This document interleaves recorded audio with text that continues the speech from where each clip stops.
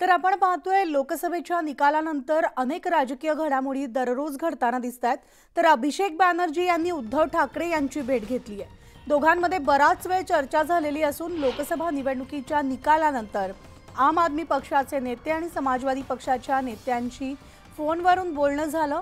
तर संजय राऊतांनी या संदर्भात माहिती दिली असून देशहितासाठी राजकीय पक्षांची चर्चा झाली असल्याची माहिती संजय राऊत यांनी दिली आहे।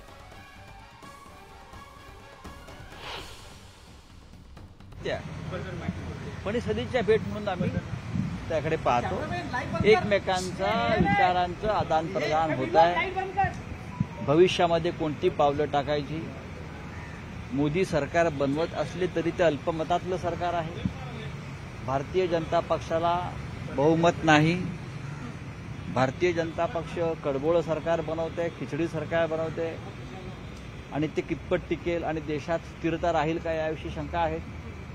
त्याच्यामुळे देशाच्या हितासाठी काही चर्चा प्रमुख राजकीय पक्ष करतायत, त्याच्यामध्ये तृणमूल आणि शिवसेना आहे।